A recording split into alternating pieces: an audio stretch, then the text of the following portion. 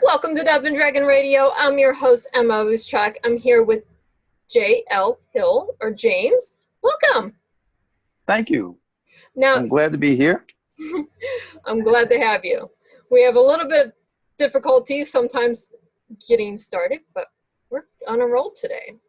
Now, you're with Rock Hill Publishing, and you have two wonderful books out. Can you tell us a little bit about them? You're talking about the Killer series. Yes, and I have it's a four-part series. The first two books are out, Killer with a Heart and Killer with Three Heads. So the story starts with Killer with a Heart, and it's a story of gangs and mobs in New York. It takes place in the New York City during the 70s. Okay. And Morris Mojo Johnson, who later became known as Bulletproof, Morris Mojo Johnson, he's a gang leader out of the South Bronx, and he meets up with Nikki Nails Roxy, who is the son of a mafia capo. And Nikki's idea is that he will one day become a mafia man. He wants to become a made man. And so they two join up together with some other people, with Nikki gang, because Mojo just moved into the neighborhood. Of course. And Nikki always had these great plans, great in his mind anyway. And he sees that people are dropping money off, or money drop from another mafia family in his neighborhood. And he decides they should rob the money drop. I can see how that could get really bad really quickly. Yes, it does. And so doing that sparks a mob war between the two mob families. And of course, no one really knows Morris, as he kind of new to the neighborhood, and really don't know his history of what's it's like being out of the South Bronx, out of the ganglands, gang territories of the South Bronx. By this time, the mob has all become business-like, you know. And in the 70s, there was a little bit of a difference between being in the mob and being in a gang. In that, if you was in a mob, it was more of a business. They didn't take kids in. They didn't take anybody in who wasn't 18, which is why we used to call them junior mafias. You know, all the teenagers and stuff who fathers and uncles were in the mob, and they were just waiting for their chance to get in. And in the gangs, they would take you in as kids, you know, 12 years old, 10 years old. And the reason why the mob wouldn't do it, because you couldn't be tried, and you couldn't be you couldn't be tried as a kid. Yeah. And that's exactly why the gangs took you in as a kid, because they couldn't try you as a kid. You wouldn't be tried as an adult. They have since changed that law, as you probably know. So now, you know, kids as young as 13, 14, 15 years old are being tried as adults for the crimes that they commit. So long story short, or long story longer, they robbed this money drop, and they sparked this war among the mob families. And that's what book one is all about. They have girlfriends, they have things that happen, and in the course of things that happen, no one really understands the dynamics between Mojo and Nikki. It has to be something of an interracial type of story. Okay. Because well, that kind of works with what's going on right now. So. Yeah. That most definitely, because even back in the 70s, there was like easing of racial tensions in New York anyway. But we had the idea was that everybody always talks about New York as being a big melting pot. And it's okay that it's a big melting pot, as long as no one goes and stirs the pot. Right. So, you don't want to over tip it or put too much whatever in. So you melt in your side of the pot, and I melt in my side of the pot, and everybody gets along as long as they stay in their own neighborhoods. And as the neighborhoods start to mix and people start to mix around, that you start to have conflicts and things like that. And so so as it being a melting pot, it really wasn't so much that people got along, because we have neighborhoods where it was all Italian neighbors. Everybody in the neighborhood was Italian or Irish or Yes. Spanish or Yes. Black. Yes. So, yeah. I mean, you read anything from 1920 through the 80s. You have your communities. As long as you're in those communities, you're good. Yes. I That's grew up in those communities. Yes. Yeah. And you had to have a gang to cross the streets in some places where your neighborhood ended and the next neighborhood began. Yeah, you didn't cross into that neighborhood unless you was accompanied by your friends. Yeah. Right. You have to have a reason to be in that neighborhood, even if that neighborhood starts on the other side of the street. Yes. And in some cases, I was started half the block. When I was growing up in the South Bronx, we had one half of the block that was Spanish and one half of the block that was Black. So I was literally started, it was this half was one side, that half was the other side. And it was quite fun. Yeah. Yeah, that sounds like a lot of fun growing up. Not really, but it makes for great stories now, right? Yep. And it was fun because you learn a lot about different cultures too. Like, the Black people are down there shooting craps outside the building along the wall. Mm-hmm. And the Spanish people 10 feet away are sitting there playing dominoes. And everybody's gambling and drinking. It's just a different thing. Yeah, it's just a different thing. These people are drinking and gambling over dice. These guys are drinking and gambling over dominoes. Yeah, it's the same thing. You're gambling, you're gambling. It doesn't matter if it's crabs or dominoes or poker. You're gambling. Yeah. Let's find a common core, right? Yep. And then we get to book 2, which takes place. It's called Killer with 3 Heads. And I see you chuckled a little bit about that. It's a strange title, I know. It makes you think of a horror story or something. Yeah, it sounded like more of a fantasy than a mob boss. Yeah. Well, the story is that the 3 heads are the head of the family, the head of the business, and the head of the government. Okay, that makes sense now. Yeah. So it's their rise, Nikki and Morris's rise to international criminals. So in the first book, they're just teenagers coming out of high school. Now it's 10 years later, and they have become international criminals. Oh, wonderful. Yes. So then you have 2 more books coming out in the series, correct? Yes. So I actually wrote the 2 books. Okay. But they're in the process of being edited and rewritten and all that kind of good stuff. Oh yes, that takes away from everything. It takes so long to edit, then rewrite, then re-edit. Oh yeah. So they'll be coming out soon. The next 2 books are, the third book is Killer with Black Blood. Okay. And then we have Killer with Ice Eyes. Ah, very intriguing. Uh-huh. So other than the mob books that you're writing, or are you working on anything else in the process where these are being edited? Yes, I actually have a fantasy series. The first book is The Emerald Lady. And let's see if I can kill my backdrop here for a second. Let's see. We'll turn that off and do none. Okay, and there goes a picture of the Emerald Lady. Oh, that is beautiful. Thank you.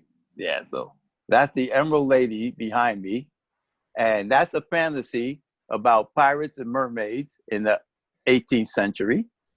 And it's the first book in the series called the Gemstone series.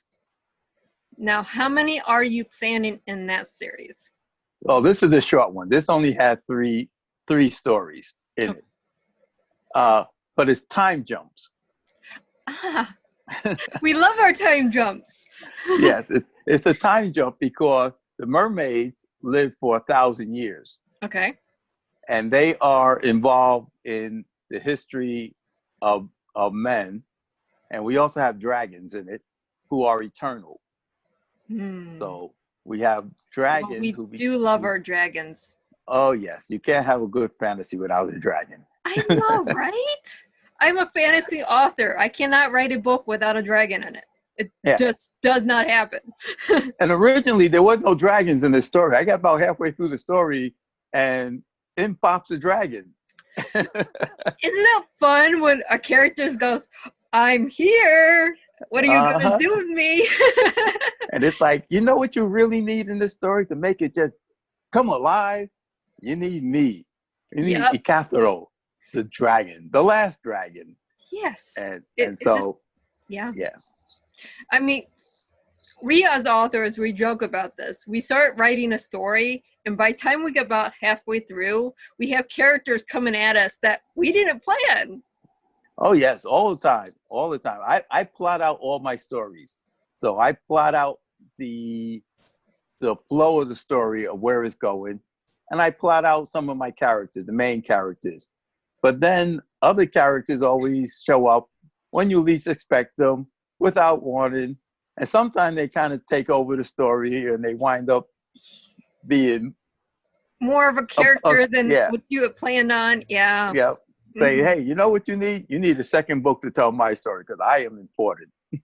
I know. We started, my fantasy series started off as a standalone book. Well, by the time I got through it, there's so many plot holes. I'm like, oh, okay, so I need a prequel to fill in the plot holes. Okay, well, now I have the prequel. Now I need a book that binds the two. Oh, yeah. Yeah.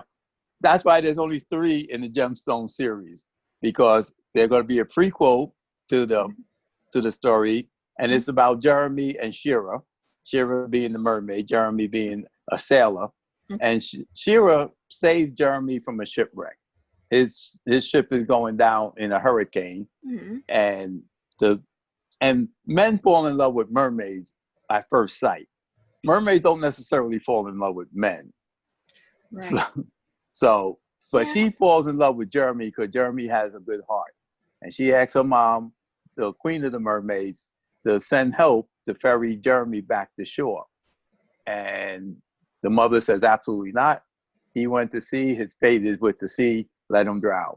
But she has saved him. She brought him to a sunken ship and put him inside the sunken ship in the air pocket. Okay. And so she decided she was going to, if the mom was going to help her bring him back, because it was too far for her to swim all the way back with him in tow. So she decided she was going to save him, and she tried to save him, and she causes this tragedy to happen. And because of the tragedy that she caused, well, at least that's what the queen tells everybody, she's going to punish them. And the punishment is that Shira can no longer change into her mermaid form. She must stay in human form, but she can't leave the water. And Jeremy happily tells her mom, that's fine. I'll make sure that she doesn't want for anything. I'll make sure I'll be by her side every day. And then he finds out that mermaids live for 1,000 years. Yeah, and that's going to be really hard for every day when you only live lifespan 1800s, 50 years. Yeah, but see, that's the trick of it all. The mom says, fine, but as long as Shira's alive, you can't die. And then she sets out to torture Jeremy. She tortured Jeremy because they are simpatico. They feel each other's pain and thoughts and everything. Okay. So she does little things like have him hung as a pirate. Okay. Other type of goodies like that. But because he can't die, he can feel the pain of being hung, but he doesn't die from that. So they hang him and bury him, and they have to dig him up and things like that.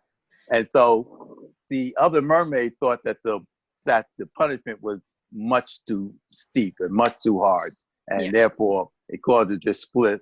And then there's a mermaid war going on at the same time with the American Revolution.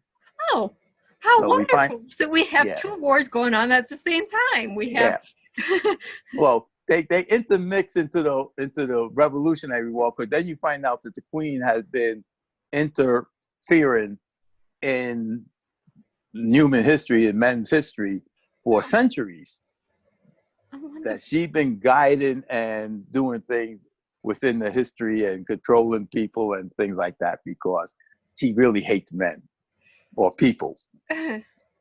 Okay, I can see where this is going. It's going to be a very interesting, very intricate fantasy, but at the same time, really cool because it's mermaids and dragons and war, Yep. and it's And all thrown together.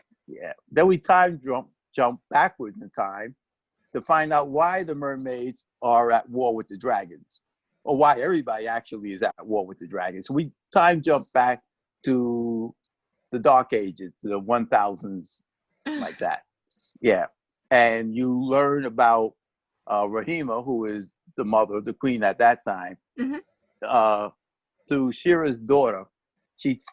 They have mental powers, mental link, and that's how they pass on their histories. Okay. So they could feel each other's thoughts, and Rahima allows her to live her life through her. She joins with her mentally, and her daughter winds up living her life. Isabella winds up living through Rahima's entire life. Oh, how wonderful. And she meets Rahima's mother. And she lives I all need of this stuff. Okay. Do you have a graph in your books that goes, okay, here's a family tree of how everyone is related? Because if not, I'm going to get so confused. You'll catch on. I have a little trick that people hated. Some people hated. Some people got the idea. Was that as the mermaids are born, but there's only female mermaids. We don't have any mermen. There's only female mermaids, and they spawn. They don't actually join. If they mate with men, then they're supposed to not being able to have any more mermaids. They have human children. Okay. But the little thing that I came up with was that their names are what joins them. So you have Shahira, you have Sahira, Shira, like that would be one. You have Rahima, what's the other woman's name? What's her sister's name? Anyway, so everybody has a name that if they're related, they're born from the same person, their names will all be started with the same letter. Okay. So I still need a family tree. Yeah, you'll need a family tree. Maybe I'll send you one. Okay, that sounds excellent. Or put it on your website or Facebook page or something. Because I can tell you, I have characters in my books that if I didn't have a family tree, I'd get confused myself. I do have a family tree. I did have to write them down to say who was whose sister and who was whose mother and things like that. So in the second book, which you call The Ruby Cradle, okay, we have Abigail, who is oh crap, I can't remember the girl's name now. That happens to me. I can't remember some of the characters' names because I have a whole bunch of them. So Abigail is Rahima's, which would be her niece. okay. Yeah. So Abarish, that's her mother's name. Oh. Abarish is Abigail's mother. And Rahima is the younger daughter to Rahima's mother. And see, so you're getting yourself confused. Yeah. So we go through the A's, and then all of a sudden there's Rahima. And you find out why Rahima's name isn't an A like her older sisters. Okay. Like her other sisters, because there's a reason why it splits. Okay. Yeah. It's very intricate. It sounds very interesting because it's fun.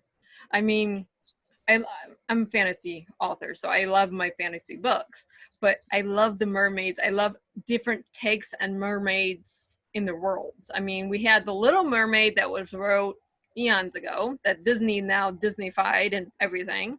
Yes. To read different versions of different types of mermaids and stuff, it's really creative. Yeah. Yeah. And I really love mermaids. I keep telling everybody that I used to be a pirate in my former life. Of course. So, I mean, we write about what we know, right? Yep. So you had to be a pirate somewhere to learn about your mermaids. And you'd be surprised how many people I met who have told me they are mermaids or have been mermaids at one point in time and things like that. So I have a cousin that jokes around that she identifies herself as a mermaid. So the one day I was like, okay, if she gets to be a mermaid, I'm a unicorn. So it's just a little family joke, but at the same time, it's fun. You can get into that persona if you want to.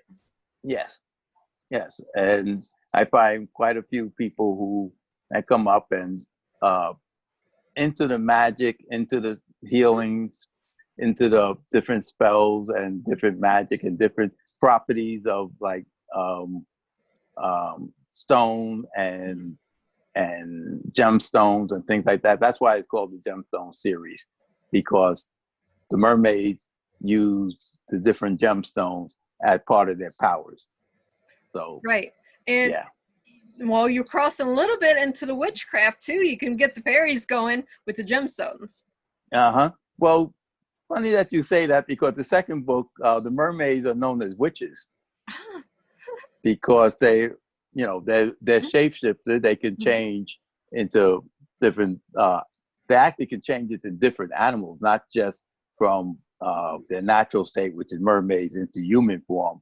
You find out in book 2 that they can actually take on different forms, and so they're in the Middle Ages. They're known as witches. It's not until the 17th, 18th centuries that they become known as mermaids again, or they're realizing mermaids. There's a whole mythology behind that story. Of course, there can't be just a simple equation how this works. It Oh has to no. have a whole prophecy, a whole long explanation, because otherwise, what good is a book? Yeah. So it's very interesting. I will say that. I will have to say that. It's a very interesting story. And it's going to be a third book, which will kick you to modern times or into the current world, which is called the Diamond Princess? No. The Diamond Warrior. Yeah. So when we get back to Bella's time, when she comes out of this trance and living in the past world to find out how to defeat the dragons, we come back to the modern time, and we are now entering into World War One. Okay. And so that will take us 3 wars, right? Or it's just 2 wars? No, actually, it's like 3 wars. It's the American Revolution, and then the second book starts with what is that war? The Crimean War. Okay. So Aberish and Abigail are in the Crimean War because all the dragons have been released back into the world. In book 1, you find out that the dragons have been captured and everything, and they released them. Wonderful. So now we have the dragons to go into World War One. Yeah. Wonderful. I mean, did I tell you I had a bit of a dark streak in me? It sounds like it. I mean, seriously, we have so much fun, but at the same time, Tolkien, Lord of the Rings, he was in one of the wars, and if we watch his movie that was based on his reality, he's seen the dragons during the war, so that's how he came up with Lord of the Rings. Yeah, because he was in World War One. So that makes perfect sense. Yeah. So, and then my third genre that I write in is science fiction, which I haven't really been doing a whole lot of science fiction writing, but I did write my Pegasus: A Journey to New Eden, which takes place in around 2050. Okay. So not too far from now. I wrote it back in the 80s. Okay. And during that time, I predicted the fall of the Soviet Union, that it collapses under its own financial weight, so to speak, and the rise of international corporations being more powerful than governments, which we have now. We have people like Amazon and Walmart and Yes. that kind of like control Everything. the world economy and the world thing. You can't do something against China because Walmart needs China Mm-hmm. to keep. So we can't really take too hard a stand against China because Right. Walmart won't let you. Right. Yeah. Everyone thinks it's all politics. Well, it's not all politics. It's capitalism as a whole. Yes. But if you And you look at your corporations actually own the capitalism. So that tells you where they can insert politics or where they can't. Yep, exactly. And you look at places like Russia, which is supposed to be communist and all this kind of stuff, but what are they doing? They're very capitalistic. Oh yeah. You know, yeah. You look at China, they're very capitalistic. You know, so it's not really so much a government of ideals that people used to have, which was communism, capitalism, democracy, these type of things. Now a lot of things are driven by the international dollar, and money, and it always has been, really, if you kind of think about it. Really, it has. We don't talk about it, but everything's always controlled by money. Who has the most money is who controls everything. Yep. I mean, back in the 19th century, going further back, what was the driving force of colonialism? Mm-hmm. Grabbing territory, getting product, shipping it around the world. Yep.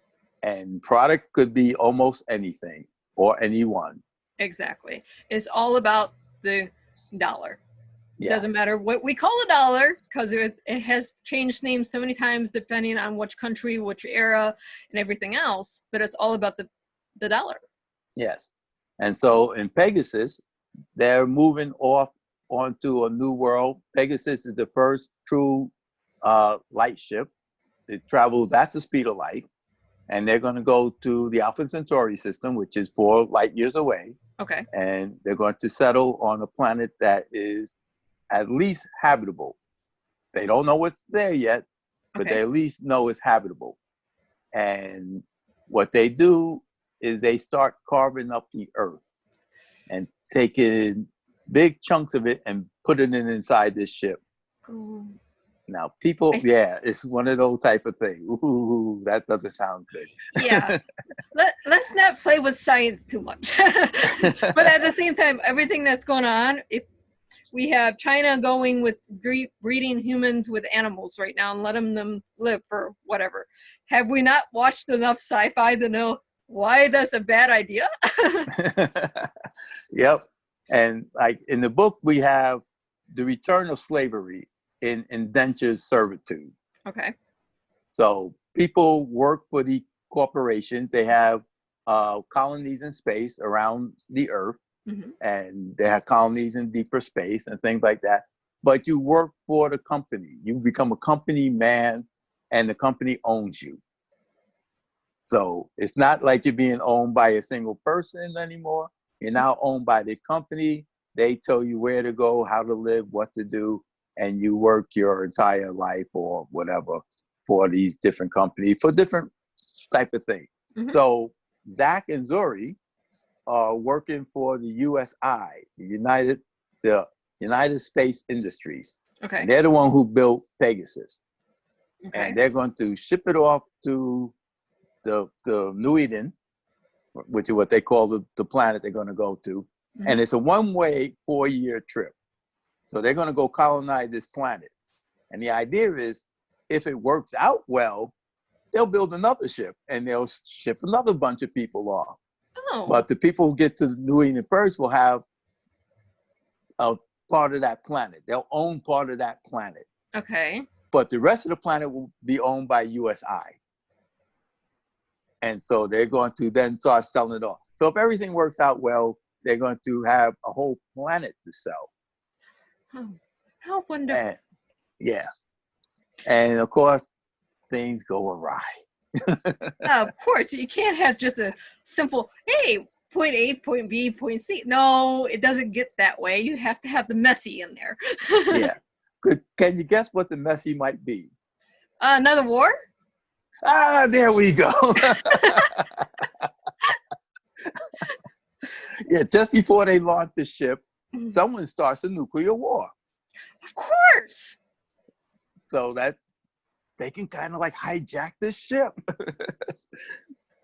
And so they launched this ship, and the only two people on the ship at the time they launched it is Zach and Zuri. Zach is an indentured worker, son of a Baptist minister, and part army guy, part this, part that. Yeah. And his fiance Zuri is the daughter of an African diplomat who was assassinated. Now, the African nations have joined together, kicked out all the colonists, let's call them that, Okay. for lack of a better word, being Okay. political correct, we'll call them colonists. So Yeah. they kicked out all the colonists, and they're going to unite Africa. So it's the USA, the United States of Africa. Okay. And this is before the fall of apartheid that I wrote this.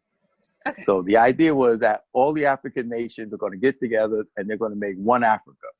And they're going to be self-ruled and, you know, all the kind. But it doesn't work out, of course. No. Because they're not all one people. Nobody has one good idea for everybody. And so there's fighting going on, this and that going on, how to split up the land, who gets what they're going to do with this. And her father winds up being assassinated. Of course, because that makes a good story, right? Yep. And it elevates her in the statues of everybody else, because here she is, the daughter of an assassinated diplomat. So now she's not a martyr, but I can see how that would work. Yeah. So she's the face of Africa. She's the important person and everything. She's Cleopatra. Let's put it that way. So her and Zach are on the ship just before the ship is going to launch. They have one last night before everybody else comes on board and things like that. And like I said, Jeremy's just an indentured worker. So he knows when the ship is launched, he's going to be pretty much put to servitude. Right. Yeah. So as they get ready for this thing, war breaks out. They have to launch the ship in order to keep it from being destroyed. And they launch the ship with only these two people on board. Wonderful. Yes. Because nothing can go wrong there with just two people on board. And it's a psychological, dystopian roller coaster ride. Because imagine if you were the only two people left, as far as you know, of humanity. Yeah, and you're going to a planet where no one else lives. And it's not really what they signed up for. No, it's not. But where can our listeners and viewers find you? Okay, you can go to rockhillpublishing.com and you can find my books there. You can, of course, find them on Amazon, the aforementioned Amazon. And another places where you can buy books, ebooks, or print books. They're in print too. I have a website, jlhill-books.com. I think it's the website. I'm on Facebook and everything else too. Awesome. It was wonderful talking to you about all your series, because they're all very intricate and very dark. Yes, I do tend to lean towards the dark side. But you know what? Those are the best stories. They really are. Because we can get into that nitty gritty, the wars and everything. And they're fun to just have the imagination put there. Yes, I sometimes like the heroes that are not, the guys that you think will be heroes, or the guys that you see, or the people that you see as heroes are, all right, they're not really good people, but they are good to each other and they are good in this situation. They might be criminals in some cases, but they have an honor system and they live up to that honor system. Yes, they do.